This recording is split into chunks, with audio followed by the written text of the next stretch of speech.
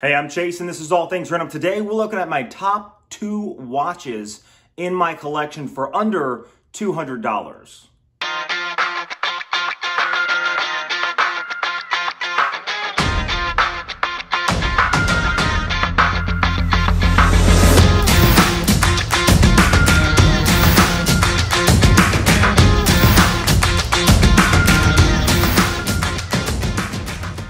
Now, in this time where we are struggling to save cash and getting back out to work, what I did was I came up with my top 2 watches for under $200 to show you guys that you don't have to spend a lot of money when coming up with some great watches. Now, let's flip the camera around and I'll show you exactly what I got. Okay, the 2 we're looking at today, my 2 personal watch collection, if I could only spend $200. Now, first, we're going to talk about the Mathey-Tissot. And a lot of people have been asking about this watch because it's oil-filled. A lot of people want to know how it is, how it's been over the last few months. And I can tell you what, it actually keeps great time. Compared to my other quartz watches, this runs actually slightly fast. So with the viscous oil on the inside, it actually runs pretty well. It's actually pretty consistent with the time. I haven't had to change it at all. Now, this Mathey-Tissot vintage quartz Swiss-made watch. Now, again, it is not a GMT, even though it has the GMT wheel. It is just a standard 3-hand analog. I'm not really sure why they did that. Not a big fan of it. However, it was my own fault getting this style. I didn't have to. I should have just got the dive style watch. However, this was $109. You can easily pick them up for around $100. And to oil fill, you can get the oil on Amazon. I'll leave a link right there of the oil fill of the watch. You can do it yourself for around $20. But if you see here, it just sort of pushes that dial face right up to the glass. So it almost looks like an LCD screen. It actually is really cool. Now, this watch is 40 millimeters in diameter. It's a very, very good sized watch. The reason I chose these 2 watches is because this can be worn in a lot of sport situations. It only has a mineral crystal on the outside. However, it's held up pretty well. This is the Parnis Datejust. I chose this because it can be worn in a lot of dress situations.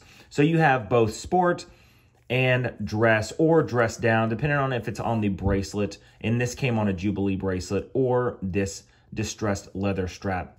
Again, this is 38 millimeters, that's 40 millimeters. And you know, it's a sweet spot for most people. I have a 7¼ inch wrist. And you know what? You really can't beat the quality of Parnis, the look of Parnis, because, you know, they are an homage to a lot of other high-end watch brands. But you really can't beat it for $110. So I know this is a watch that says 2 watches under $200 in my personal collection that I would wear if that's all that I had. And okay, so it's $209. So just slightly over $200. I think that these actually are pretty great watches. And you know what? I'll be honest, when it comes to the Parnis does have a classic design. It is an automatic watch. It has a nice sweeping hand at 21,600 beats an hour. It does look great with a nice sunburst dial. It does have that fluted bezel, and it just catches a lot of light, just like the Datejust. It has a nice cushioned case. And you know what? All in all, this is not a bad watch. No matter what people say about Parnis, Parnis has its place. If I didn't have any money, especially in this world today, I would easily pick up one of these, especially if I was going for a job interview. Just one final touch on the Mathey-Tissot. Now, one of the things that I really like about this watch is that the character changed completely when it's filled with oil. Now, I would have chose this watch anyway, even if it wasn't filled with oil, because it's overall not a bad watch. You can pick up the Mathey-Tissot automatic, and of course you can't oil fill it, for just around $225. Now, this is the Mathey-Tissot on my 7¼ inch wrist. You can see it fits very nicely. It's very slim on the wrist. It's very small because that lug to lug is actually similar to a smaller size vintage watch. Again, the diameter of this is 40 millimeters, and it just, again, it's that nice sweet spot for most wrists. This just flows underneath the cuff, no issue right there. You see, as I turn my wrist, that dial face just sticks right to the bottom part of that glass. And it's just something, there's just something cool about a cool oil-filled watch, especially something that you put together yourself. And again, I did this months and months ago, and there's been no leakage so far. And this is only the 30-meter water resistance. I'm not even the screw-down crown. I am going to get the Mathey-Tissot 200-meter diver because everything is screwed down, and there's no chance of leaking. There hasn't been any leaking on this. So you really can't beat just the overall look of this, especially with that dial and crystal distortion.